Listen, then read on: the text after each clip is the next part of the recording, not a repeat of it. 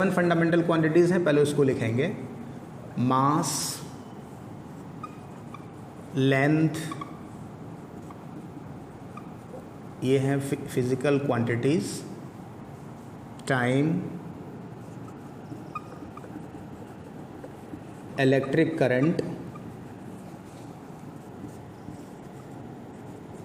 Temperature, और क्या था, ल्यूमिनस इंटेंसिटी,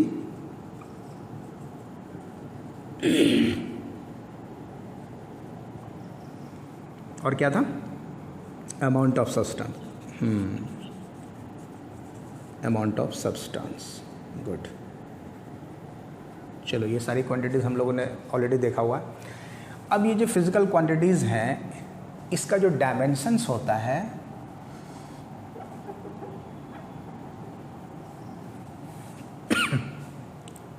जो शुरू वाला जो इसका लेटर होता है ना, उसको हम लोग लेते हैं यहाँ पर। इसका जो सिंबल है डायमेंशंस का, मास के लिए कैपिटल M, लेंथ के लिए कैपिटल L, टाइम के लिए कैपिटल T। ठीक है, देखो एक्चुअली डायमेंशन, ये जो सिंबल है, ये सिंबल यूज़ होता है हर तरह के, जैसे M यूज़ होगा हर तरह के मास के लिए। हर तरह का मास का मतलब ये हुआ कि जैसे मास को मेज़र कर सकते हैं आप डिफरेंट यूनिट्स में, है ना।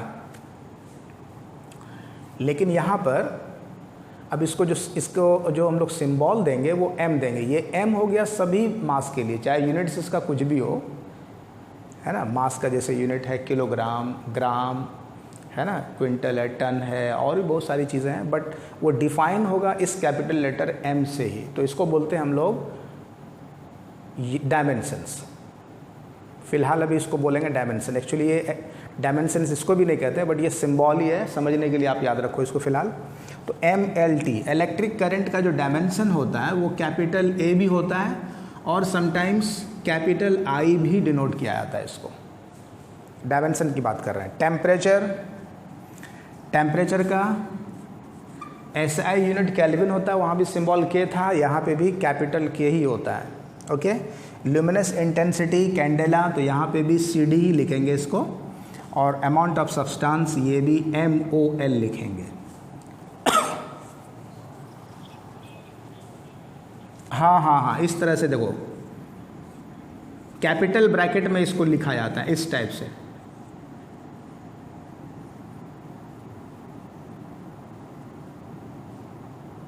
समझ रहा ना।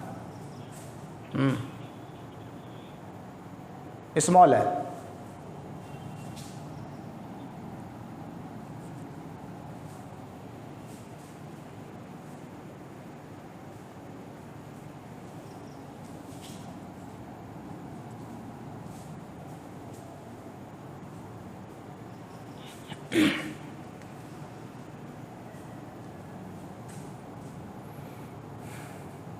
ठीक है बेटा, इसको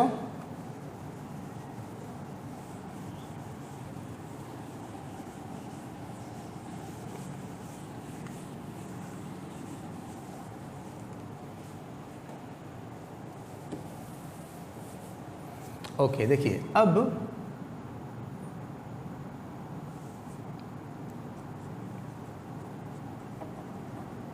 हम लोग बात करते हैं स्पीड की। फिर से वापस आते हैं स्पीड। तो स्पीड का डायमेंशन आपको जानना है, डायमेंशंस ऑफ स्पीड। स्पीड को हम लोग डिनोट करते हैं लेटर S से। सॉरी, डेफिनेशन अभी बता रहे हैं, थोड़ा सा हम पहले 1-2 एग्जाम्पल बताएंगे, उसके बाद डिफाइन करेंगे, ठीक है ना, ताकि आपको क्लियर हो जाए, ठीक है ना। एक्चुअली जो डायमेंशन वहाँ लिखे हैं वो भी डायमेंशन नहीं है, डायमेंशन का किसको कहते हैं वही बताना चाह रहे हैं। सो स्पीड को डिनोट करते हैं V से, और V इजिकल टू क्या होता है, डिस्टेंस अपॉन टाइम, है ना, पढ़े हो। Speed is equal to displacement by time, distance upon time, है ना, होता है। अब डायमेंशन आपको जानना है किसका, स्पीड का। डायमेंशंस ऑफ V आपको फाइंड करना है, तो आपको क्या जानना होगा, you must know dimensions of S and dimensions of T. ठीक है ना। इसी चीज़ को हम लोग इस तरह से लिखते हैं। इसका मतलब ये हुआ कि आप डायमेंशंस इसका फाइंड करना चाह रहे हो, कैपिटल ब्रैकेट में इस तरह से डाल दिया। अब वापस आते हैं, देखो ये डिस्टेंस क्या है, this is the fundamental physical quantity. Fundamental है ना, इससे नीचे तो और कुछ नहीं है। डिस्टेंस क्या है, खुद एक फंडामेंटल क्वांटिटी है विच इज़ लेंथ। तो लेंथ का डायमेंशन के लिए कौन सा सिंबल यूज़ किए थे, L। तो यहाँ पे लिखोगे L, क्लियर है। और इसको क्या लिखे थे, ना T,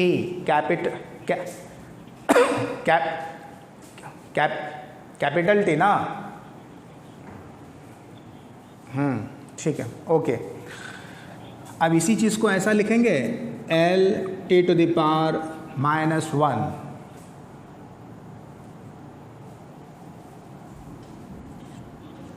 so this is called, इसको हम लोग क्या बोलते हैं, इसको बोलते हैं dimensional formula for speed. Speed का डायमेंशनल फार्मूला क्या होगा, तो under the bracket L, capital L T to the power -1।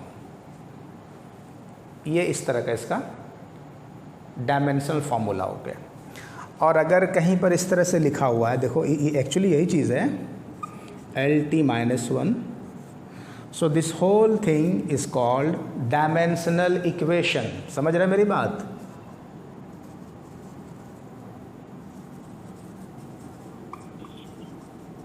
So this is called dimensional equation. इस तरह के फॉर्मेट में लिखा हुआ है तो डायमेंशनल इक्वेशन। चलिए अब जरा सा हम वापस आते हैं।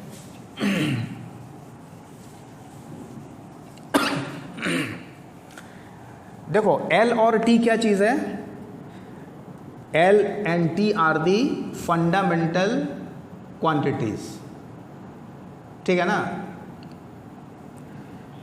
और ये पूरी क्वांटिटी क्या है, दिस इज डिराइव्ड क्वांटिटी। ये पूरा का पूरा यहाँ से यहाँ तक इसको डिराइव्ड बोलेंगे। अच्छा, L की पावर यहाँ पर 1 है कि नहीं,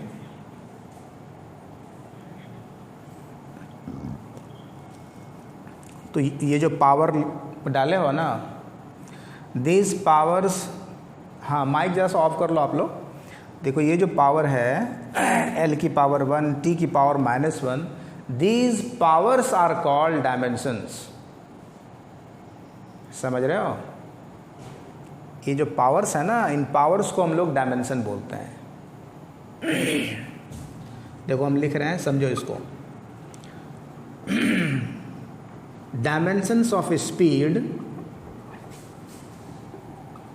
अगर आपसे पूछे कि dimension of speed in length, length में स्पीड का डायमेंशन कितना है, तो आंसर इज 1। क्लियर है बिल्कुल। Dimensions of speed in time, time में, हाँ very good, -1। So these are called dimensions. मेरी बात क्लियर है। ये जो पावर है ना, इस पावर को हम लोग डायमेंशन बोलते हैं, MLT को नहीं। MLT पर जो पावर लगा हुआ रहता है, those powers are called dimensions. अच्छा, इसी में अगर आपसे पूछे, देखो ये क्वेश्चन पूछ सकता है कि what is the dimensions of speed in mass. 0, very good. चूंकि नहीं है कुछ तो 0। ठीक है ना। यानी अगर हम इसी चीज़ को अगर हम फिर से लिखना चाहें, आप देखोगे बहुत जगह इस तरह से भी लिखा हुआ रहता है।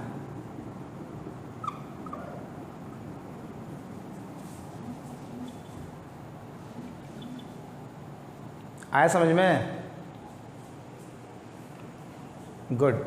तो अब हम लोग डिफाइन करेंगे डायमेंशंस को। अब डायमेंशंस को डिफाइन करेंगे तो आपको समझ में भी आ जाएगा तुरंत, है ना। तो डायमेंशन इसलिए कि मास का कोई रोल नहीं है वहाँ पे, स्पीड को बनाने में there is no contribution of mass, समझ रहे? गुड, लिखो अब लिखो, to express any physical quantity, to express any physical quantity, to express any physical quantity in terms of their fundamental quantities, in terms of their fundamental quantities, we raise some powers on it called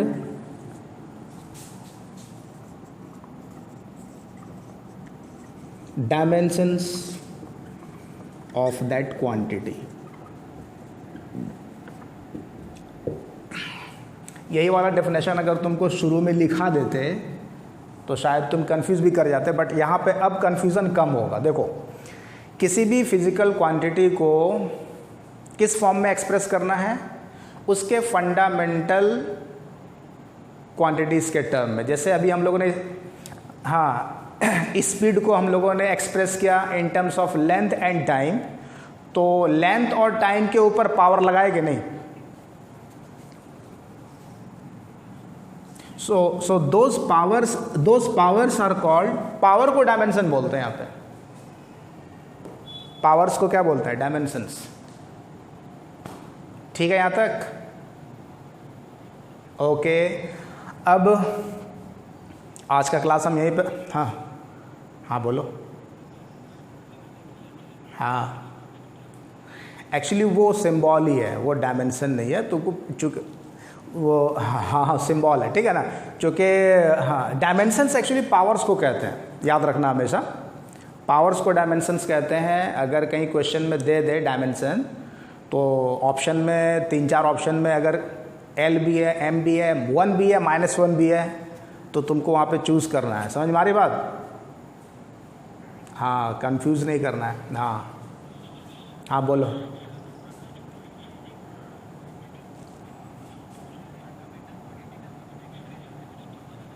बस, that is called dimension. Very good, ठीक है ना। तो अब जैसे यहाँ पे देखो, जैसे स्पीड को हम लोगों ने यहाँ पे जो कन्वर्ट किया बेसिक क्वांटिटीज़ में, तो बेसिक क्वांटिटी इसमें लेंथ और टाइम इन्वॉल्व है, मास तो इन्वॉल्व नहीं है ना।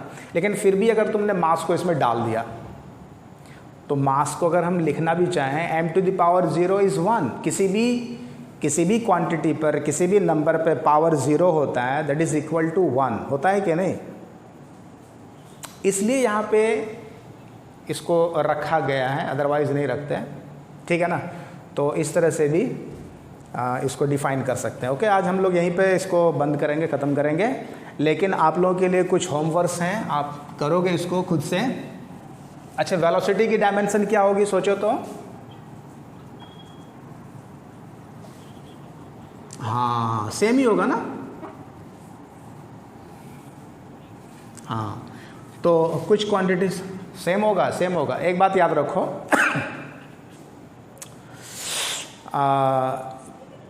चूँकि इसकी यूनिट सेम है ना, metre per second, length by time, speed is equal to length by time, और velocity is equal to displacement by time, which is also length by time. Ultimately वो लेंथ ही ना है, डिस्प्लेसमेंट क्या है? Length है ना। तो इसलिए वेलोसिटी की भी वही होगी। तो इसको तुम लोग फाइंड करोगे, बना करके रखोगे। एक्सेलरेशन, फोर्स, देखो हम एकदम बिल्कुल सीरियली दे रहे हैं ताकि आप लोग कहीं भी कंफ्यूज ना हो। अगर तुमको वेलोसिटी का डायमेंशन पता है तो एक्सेलरेशन का मालूम हो जाएगा, एक्सेलरेशन का पता है तो फोर्स निकाल सकते हो, है ना। फोर्स अगर पता है तो तुम वर्क का भी निकाल सकते हो, because work is equal to force into displacement. पढ़े हो ना? Very good. तो इन क्वांटिटीज़ का डायमेंशंस निकाल के रखोगे, वर्क हो गया। उसी तरह से आप लोगों ने पावर को भी देखा होगा। What is power? Work upon time. The rate of doing work is called power. अच्छा, एरिया, एरिया किसी भी सरफेस का, एरिया ऑफ योर चॉइस, किसी भी, मान लो रेक्टेंगल का लेना है उसका भी ले लोगे, किसी सर्किल का लोगे उसका भी ले लेना, ठीक है ना? एरिया। एक चीज़ याद रखो, जैसे सपोज करो एरिया ऑफ द सर्किल तुम निकाल रहे हो, ध्यान से देखो, कुछ प्रॉब्लम्स जो आने वाला वो बता रहे हैं थोड़ा।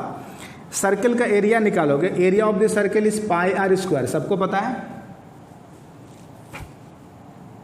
ठीक है ना? तो डायमेंशन तुम एरिया का निकालोगे तो यहां पे पाई है फिर आर है, तो पाई को क्या करेंगे? पाई इज अ नंबर, और इसका कोई डायमेंशन नहीं होता, इसको स्किप कर जाना है। समझ में आ रही बात ना? कोई भी नंबर हो या कोई ट्रिग्नोमेट्रिक फंक्शन हो,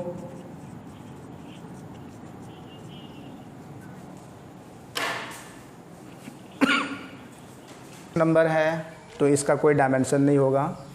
बचा क्या? R. R is the radius, radius है ना? तो रेडियस को, रेडियस है क्या चीज़? ये भी तो एक तरह का लेंथ है, तो इसको हम लोग लिख सकते हैं एल स्क्वायर।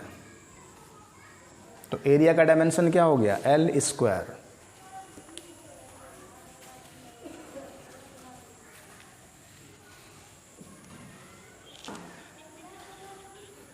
ये डायमेंशन को शो करता है, ठीक है? अच्छा, इसी को हम लोग ऐसा भी लिख सकते हैं इन टर्म्स ऑफ MLT, ठीक है? इस तरह के फॉर्मेट में लिखा जाता है जनरली। तो m की पावर 0, l की पावर 2 और t की पावर 0, ठीक है? तो एरिया का डायमेंशन हो गया m0 l2 t0। तो आपसे अगर पूछा जाए dimensions of area in time, time में एरिया का डायमेंशन क्या है, तो आंसर क्या होगा? 0, ठीक है ना? और मास में भी क्या है इसका? 0, और लेंथ में 2, है ना? Okay, good.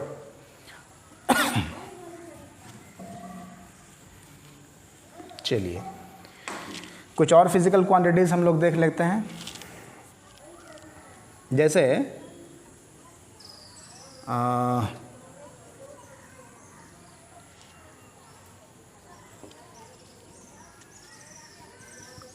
डेंसिटी,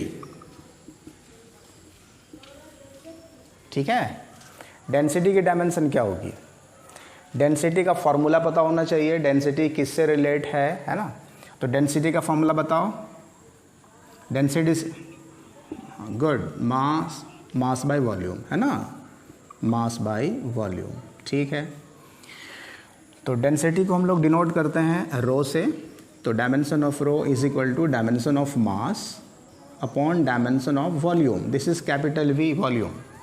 तो किसी भी चीज़ का वॉल्यूम क्या होता है? वॉल्यूम का जो डायमेंशन होगा क्या होना चाहिए? वॉल्यूम ऑफ क्यूब, या वॉल्यूम ऑफ क्यूबॉइड, या वॉल्यूम ऑफ किसी भी चीज़ का, सिलेंडर या कुछ भी। तो अगर आप उसको निकालोगे तो क्या हो जाएगा? जैसे क्यूब है तो क्यूब इज इक्वल टू क्या होता है? क्यूब का जो फॉर्मूला होता है एरिया ऑफ द क्यूब या volume of the cube, A cube होता है ना? साइड, हाँ, साइड का होल क्यूब। तो side is nothing but length, so it is L cube. Dimension क्या हो गया? एल क्यूब, ठीक है? तो वॉल्यूम का डायमेंशन एल क्यूब होगा, तो यहाँ पुट कर दो। मास का डायमेंशन m है, वॉल्यूम का एल क्यूब। समझ आ रहा है ना? फिर हम लोग इसको ऐसा लिख सकते हैं। तो ये डायमेंशनल फार्मूला हो गया डेंसिटी का।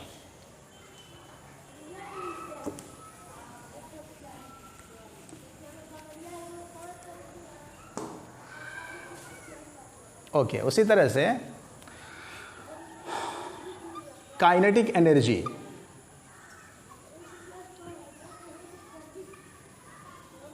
काइनेटिक एनर्जी, काइनेटिक एनर्जी का डायमेंशन क्या होगा?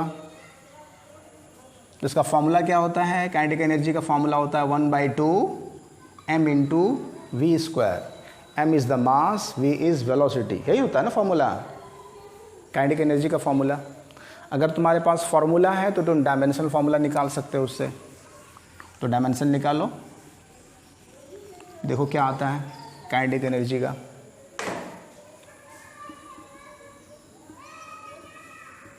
तो 1/2 इज़ अ नंबर, सो इसको स्किप करेंगे, इसको छोड़ देंगे। मास का क्या होता है डायमेंशन? m, और वेलोसिटी का डायमेंशन पीछे हम लोगों ने देखा L(t⁻⁻1), उस पर स्क्वायर हो जाएगा इस तरह से, v स्क्वायर है ना, तो वेलोसिटी का डायमेंशन लिखेंगे L(t⁻1), उसका स्क्वायर, होल स्क्वायर। जब इसको सॉल्व करेंगे तो क्या हो जाएगा? देखो mL² t⁻⁻2, ठीक है।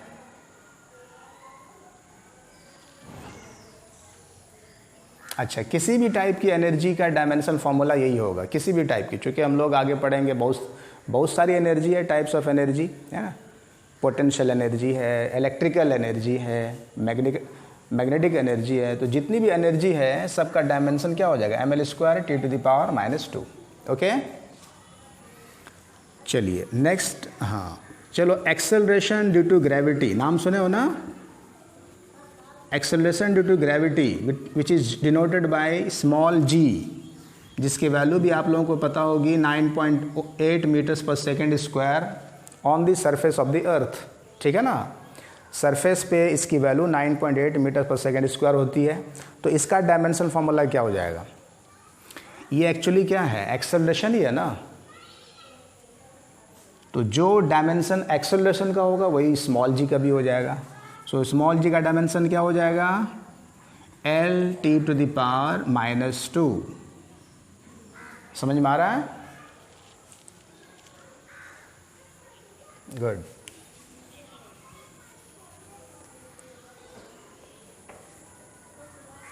Potential energy, potential energy, gravitational potential energy, which is represented as m into g into h। देखा होगा आप लोगों ने।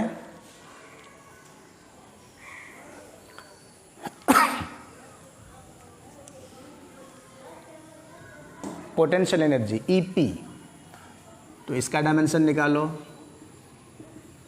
मास के लिए m हो गया, g is acceleration, so it is L(t⁻⁻2) into height. Height क्या चीज़ है? वो भी तो एक तरह का L है ना, लेंथ है वो, सो इट इज़ L। तो क्या हो गया? देखो mL² t⁻⁻2। तो किसी भी टाइप की एनर्जी हो उसका डायमेंशनल फॉर्मूला क्या हो जाएगा? mL² t⁻⁻2।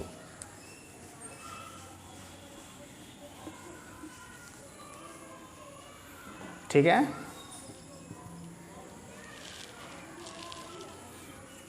Potential energy of a stretched spring, ये खुद से निकालोगे।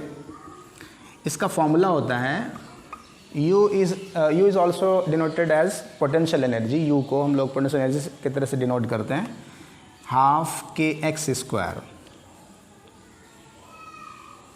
ठीक है। अच्छा, K है यहाँ पर क्या चीज़? दिस इज फोर्स कांस्टेंट और स्प्रिंग कांस्टेंट। एक और फॉर्मूला हम बता रहे हैं। हाँ, अच्छा 1 मिनट कर रहे हैं।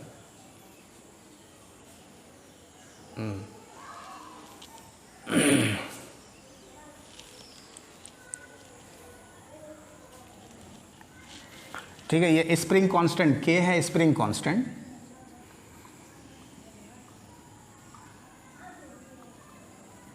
ठीक है, स्प्रिंग कांस्टेंट का डायमेंशन अगर पता होगा तो आप इस एनर्जी का भी डायमेंशन निकाल सकते हो। या यहाँ से अगर आपसे पूछ दें कि के का डायमेंशन निकालो तो इस फॉर्मूला से निकाल सकते हो ना। देखो एनर्जी है ये ना, ये तो पोटेंशियल एनर्जी है, तो एनर्जी का जो डायमेंशन होगा यहाँ पे डाल दोगे, के का डायमेंशन निकल जाएगा। तो आप के का डायमेंशन फाइंड कर लोगे, डायमेंशन ऑफ के आप फाइंड करोगे। ठीक है,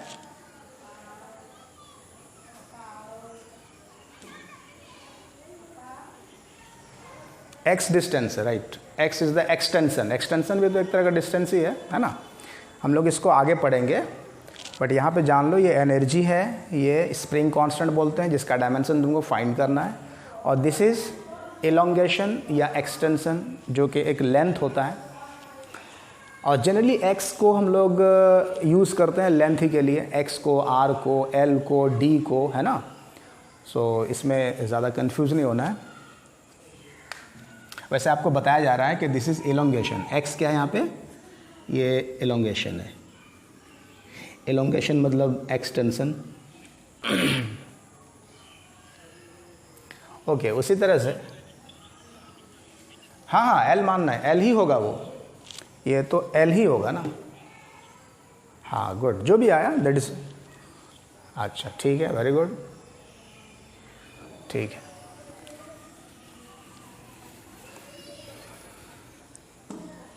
ओके, उसी तरह से आप आगे पढ़ोगे moment of inertia, moment of inertia, ठीक है। मोमेंट ऑफ इनर्शिया का फॉर्मूला होता है, general formula, moment of inertia को डिनोट करते हैं कैपिटल लेटर आई से। So I is equal to M R square, mass into, ये आर क्या चीज़ है, this is the distance of the object from the axis of rotation. तो ये डिस्टेंस है, आर यहाँ पे डिस्टेंस है और ये मास है, तो निकाल सकते हो आराम से। मोमेंट ऑफ इनर्शिया का डायमेंशन क्या हो जाएगा, तो m इंटू एल स्क्वायर होगा कि नहीं होगा, बताओ। बहुत ही सिंपल है। हाँ, इस तरह से कोई सा भी फिजिकल क्वांटिटी होगा, अगर उसका फॉर्मूला तुमको पता है तो उसका डायमेंशन आराम से निकाल सकते हो। इसको इस तरह से, इस तरह के फॉर्मेट में लिखा जाता है।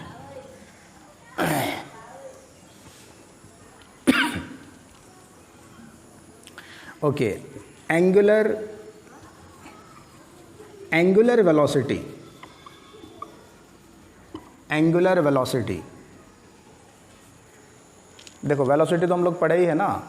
अब है एंगुलर वेलोसिटी, इसको भी आप लोगों ने देखा होगा। एंगुलर वेलोसिटी को डिनोट करते हैं ओमेगा से। ओमेगा इज इक्वल टू, देखो वेलोसिटी क्या था वहाँ पे, वेलोसिटी था rate of change of displacement, याद करो,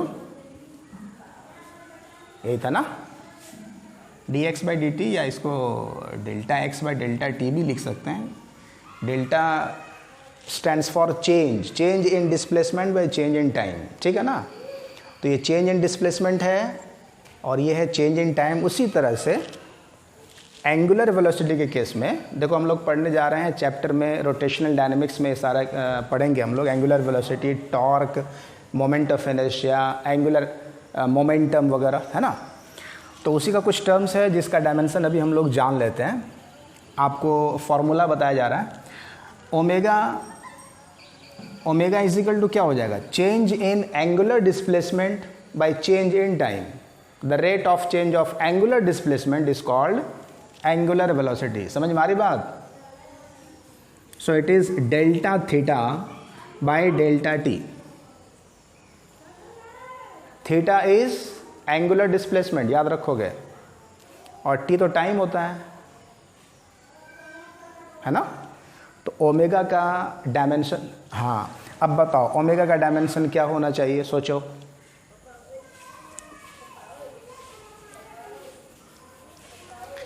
यहां पे आप देखो, ये थीटा है ना, थीटा क्या था, एंगल। दो तरह का एंगल आप लोगों को बताए थे, प्लेन एंगल और सॉलिड एंगल। तो याद रखना, जो एंगल होता है इसका कोई डायमेंशन नहीं होता है। This is a dimensionless quantity.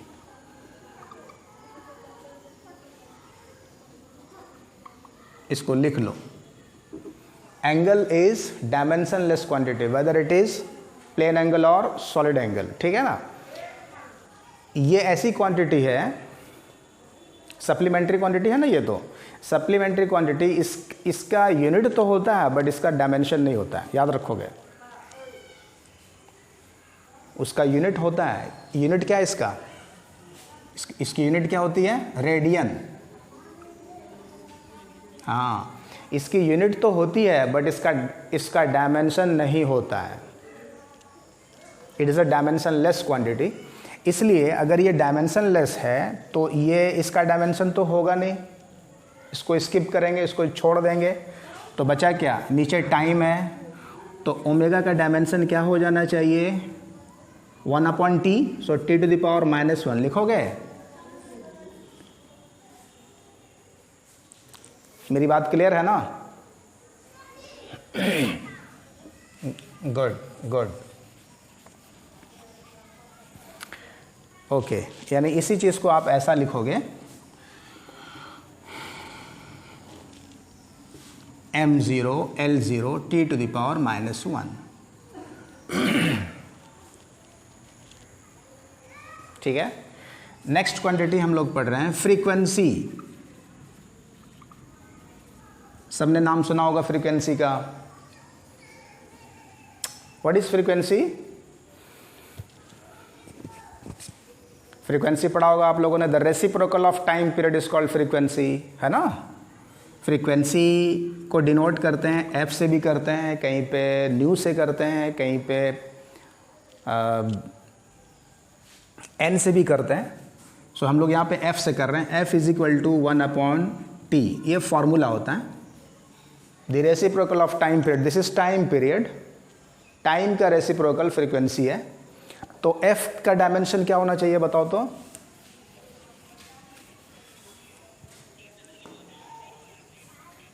Very good.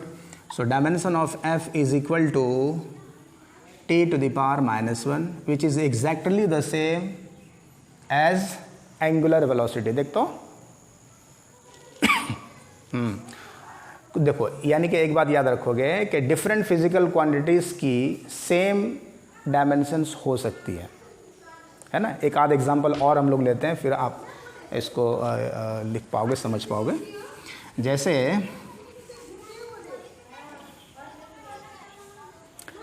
The reciprocal of time period या फिर this is also called number of revolution पर सेकेंड, नंबर ऑफ रिवॉल्यूशन पर सेकेंड, ठीक है ना। ओके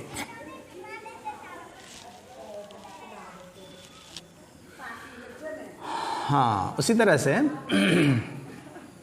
टॉर्क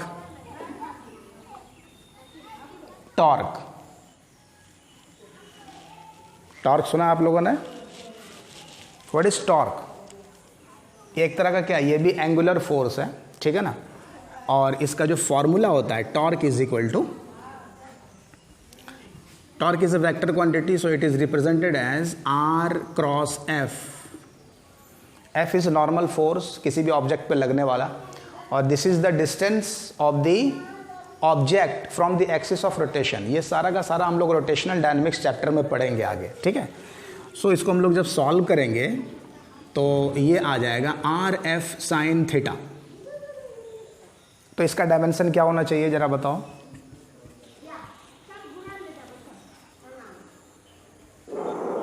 वेक्टर का,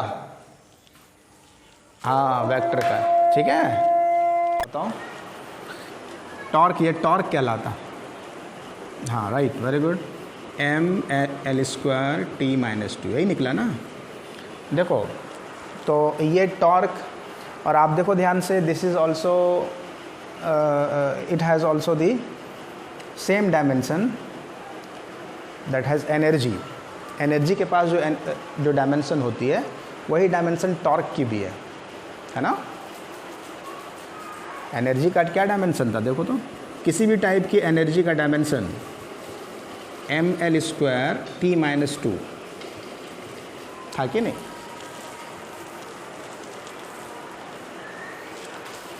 जो डायमेंशन एनर्जी की होती है वही डायमेंशन यहाँ पे टॉर्क की हो रही है ना। हाँ, तो देखो जिस तरह से यहाँ फ्रीक्वेंसी का डायमेंशन, फ्रीक्वेंसी का और एंगुलर वेलोसिटी दोनों का डायमेंशन सेम है, तो आप एक चीज़ यहाँ पे नोट कर सकते हो, लिख सकते हो, सेम फिजिकल क्वांटिटीज़ में हैव डिफरेंट फिजिकल क्वांटिटीज़ में हैव सेम डायमेंशंस, है ना। एक नोट में आप इसको लिख लो, डिफरेंट फिजिकल क्वांटिटीज़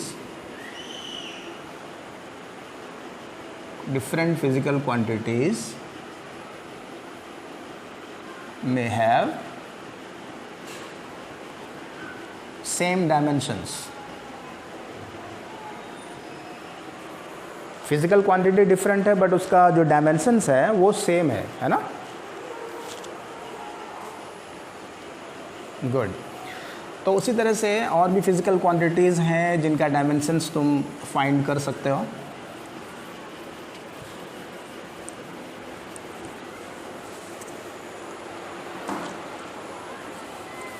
ओके, एक टर्म है स्ट्रेस, और आप लोगों ने प्रेशर भी पढ़ा होगा। प्रेशर का फॉर्मूला क्या होता है? Pressure is equal to force by area, है ना। चलो इसका डायमेंशन निकालो। Pressure is denoted by p. उसी तरह से एक फिजिकल क्वांटिटी है स्ट्रेस, जो आप इलास्टिसिटी चैप्टर में पढ़ोगे, स्ट्रेस। तो स्ट्रेस का भी फॉर्मूला वही होता है, same. Stress is also denoted by P, और ये भी होता है force per unit area.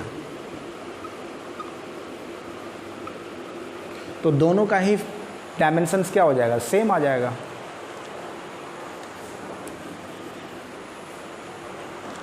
Very good.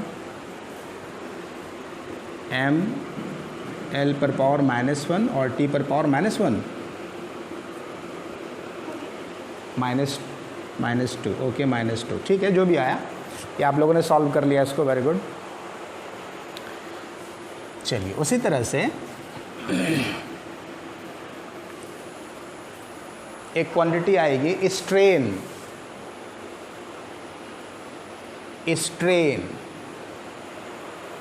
Strain का जो फॉर्मूला होता है वो होता है change in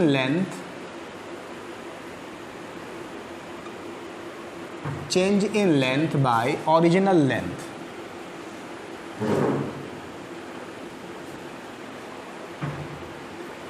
change in length upon original length, ये इसका एक फॉर्मूला है, डेफिनेशन जिसको कहें। तो change in length that is delta L upon L, इस तरह से। तो अगर इसका डायमेंशन फाइंड करने के लिए कहा जाए तो क्या हो जाएगा बताओ?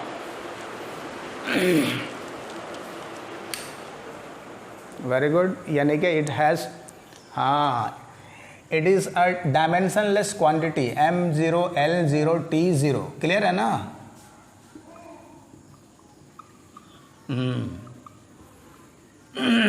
Dimensionless quantity. तो बहुत सारी फिजिकल क्वांटिटीज़ है जिसका डायमेंशन नहीं होता है।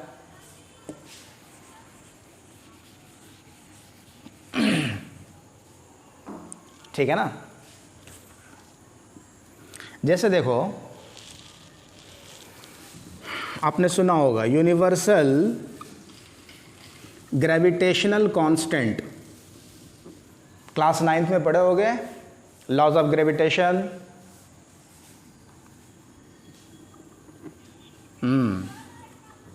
तो वहाँ पे ये है, देखो, यूनिवर्सल ग्रेविटेशनल कांस्टेंट, जिसको हम लोग रिप्रेजेंट करते हैं कैपिटल जी से।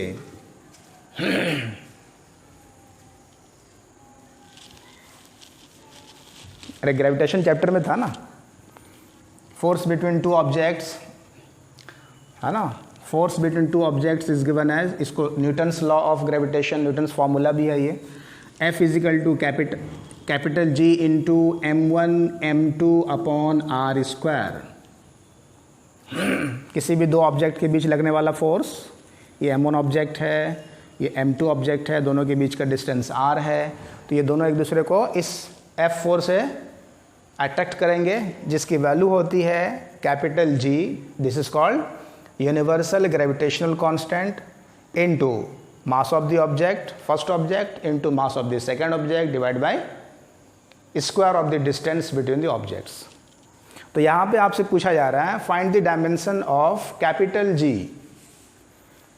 यूनिवर्सल ग्रेविटेशनल कांस्टेंट का डायमेंशन बताओ क्या होगा। तो इसको क्या करोगे, G के लिए पहले सॉल्व कर लेंगे, है ना। इसको ऐसा लिख सकते हो, G is equal to F into r square upon M1 into M2, ऐसा लिख सकते हो ना।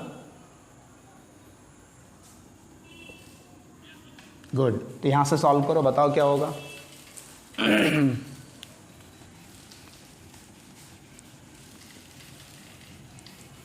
कैपिटल G का डायमेंशन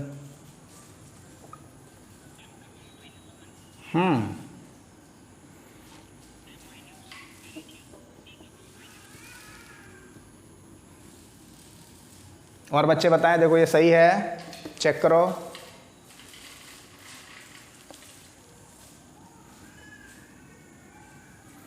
फोर्स का क्या होता है, MLT माइनस 2। देखो कुछ क्वांटिटीज़ का डायमेंशंस बिल्कुल रट लेना, जैसे कि वेलोसिटी, एक्सेलरेशन, फोर्स और एनर्जी, कम से कम इतना सा ये तुम्हारे एकदम टंग में होना चाहिए। तो MLT minus 2, this is the dimension formula of force. और R का क्या होता है, तो लेंथ ही है, तो L स्क्वायर हो गया। मास का M इंटू M, दोनों ही मास है, M1 M2, तो M कैंसिल करो एक, तो M गया ऊपर, M to the power -1, L cube, very good, T to the power -2, जी करेक्ट, बिल्कुल सही है।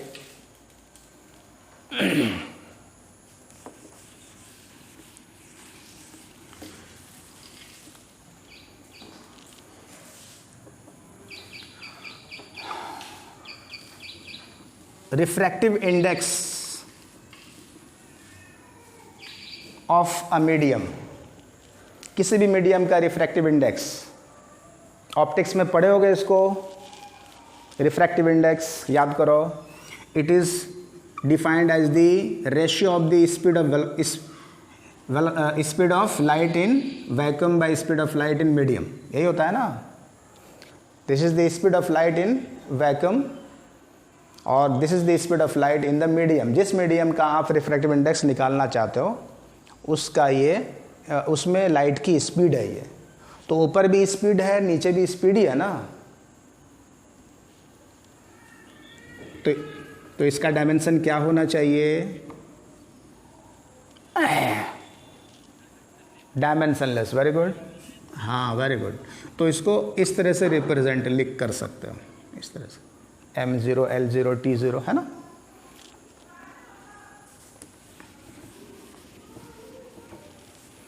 उसी तरह से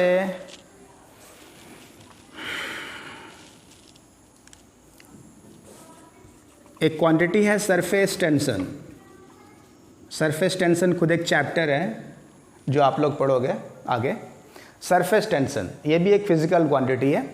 सरफेस टेंशन को डिनोट करते हैं लेटर T से या कभी कभी गामा से भी करते हैं, और ये रिप्रेजेंट होता है T is equal to force by length, force per unit length is called surface tension, ठीक है ना। ये आप लोग पढ़ोगे प्रॉपर्टीज ऑफ लिक्विड जब पढ़ेंगे तो वहाँ पे ये चीज़ें हैं। तो अब बताओ तो T का डायमेंशन क्या हो जाना चाहिए, फॉर्मूला तुम्हारे सामने है, F/L।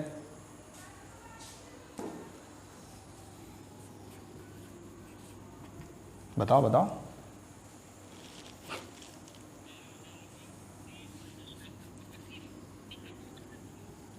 MLT -2 और नीचे L है तो L कैंसिल हो गया, L कैंसिल होगा, हाँ वेरी गुड, ये हो गया, सही है ये। आया समझ में।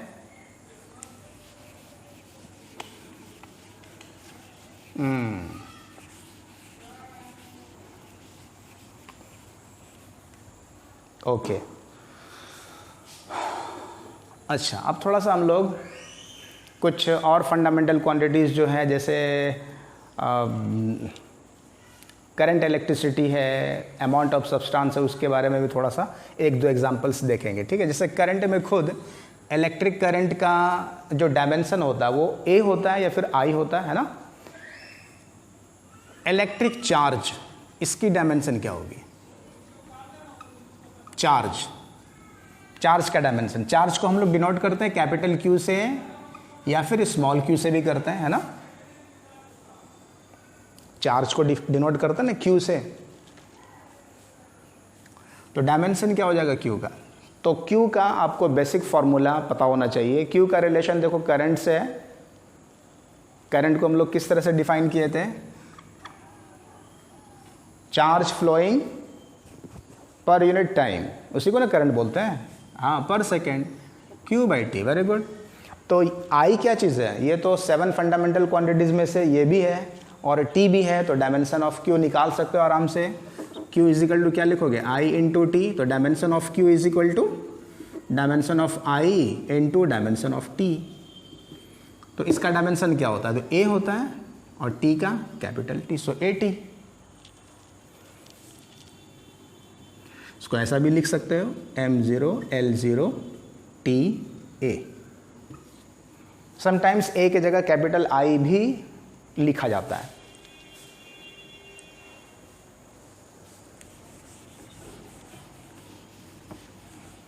गुड।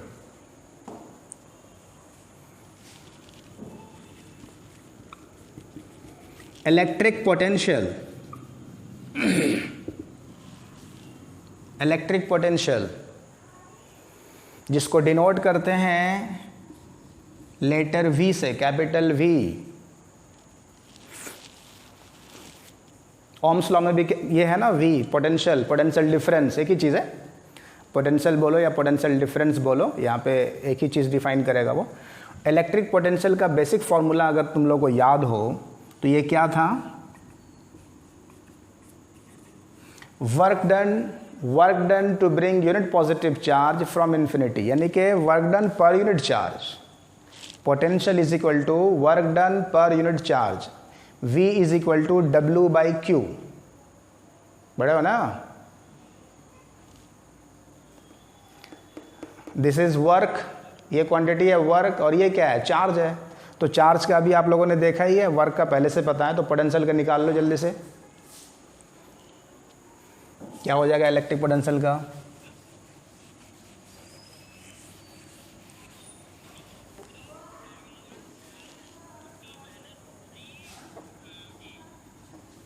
M1, हाँ, ठीक है,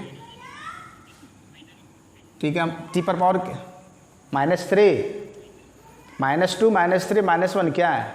-3। अच्छा, -2। अच्छा, कुछ लोगों का -2 है, कुछ लोगों का -3 है। अच्छा, और कुछ है?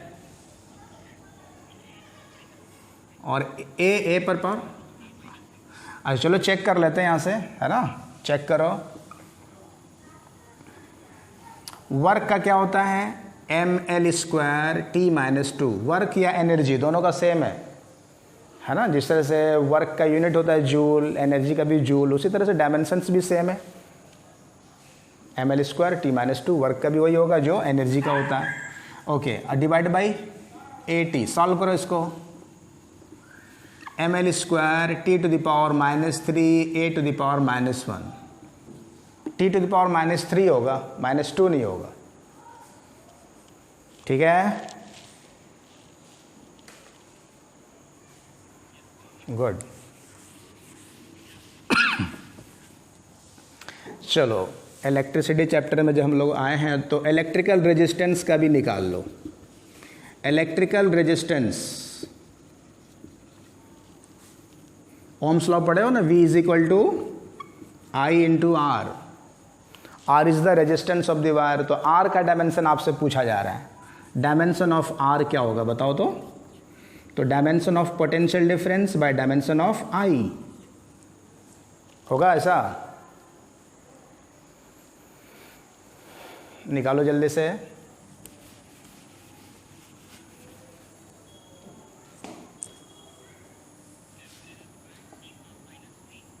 ml² T पर पावर -3 और क्या आया A पर पावर माइनस, यही आ रहा है ना। गुड। तो पोटेंशियल का अभी हम लोगों ने निकाला ml² T -3 A to the power -1, यही पोटेंशियल था ना, डिवाइड बाई AT। आई का क्या होता है, AT होता है।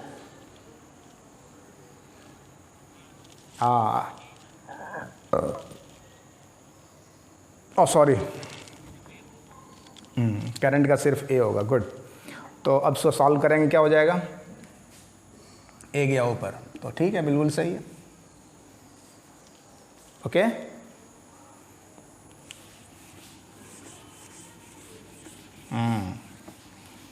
इसी तरह से कोई भी फिजिकल क्वांटिटी अगर दिया रहे, अगर उसका फॉर्मूला पता है या गिवन रहेगा, फॉर्मूला आपको दिया हुआ रहेगा, तो आप उसका डायमेंशन निकाल सकते हो, ठीक है ना। चलिए एक हम लोग हाँ यहाँ से ले लेते हैं।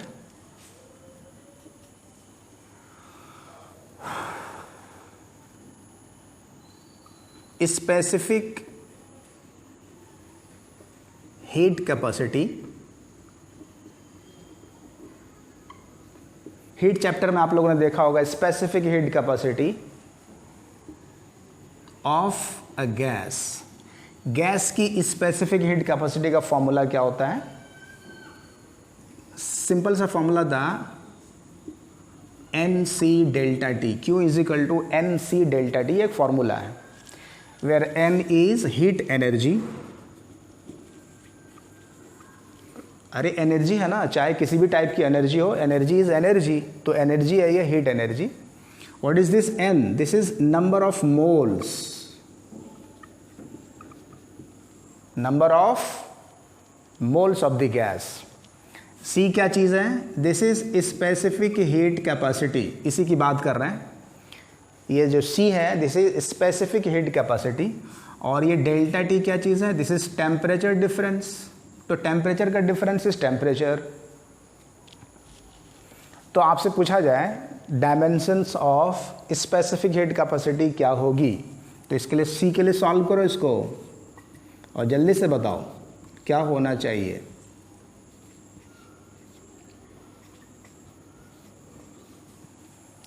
ऐसा होगा, देख तो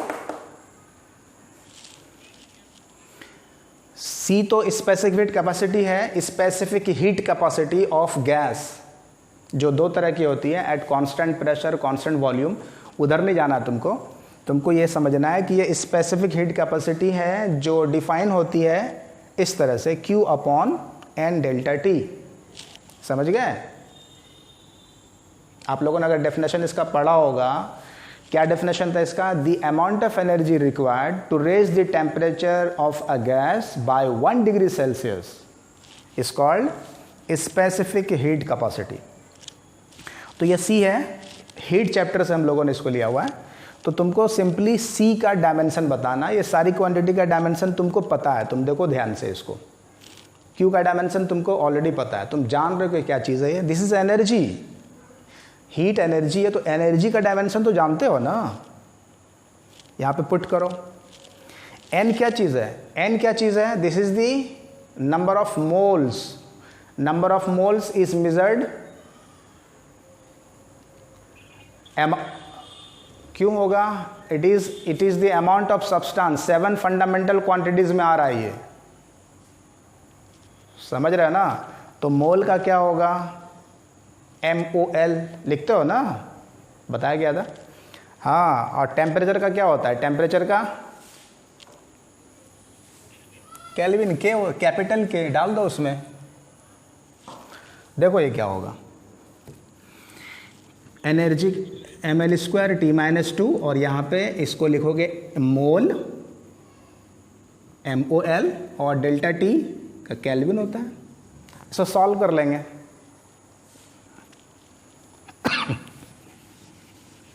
समझ रहे मेरी बात,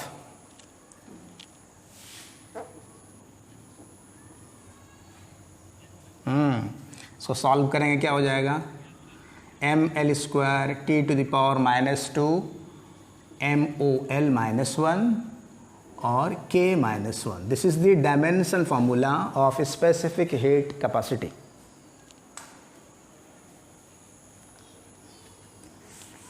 कहीं कोई दिक्कत है?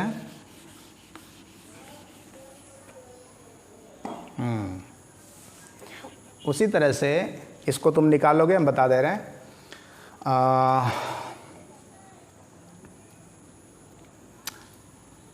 Universal gas constant,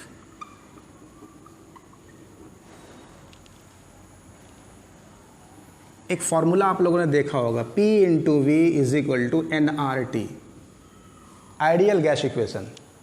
PV = nRT. What is this P? This is the pressure of the gas. V is volume of the gas. N क्या चीज़ है? नंबर ऑफ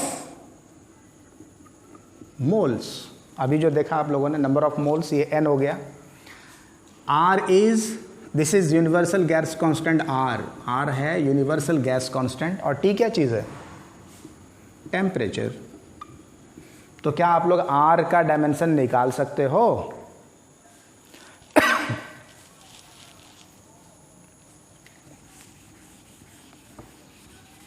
निकल सकता है ना R का डायमेंशन?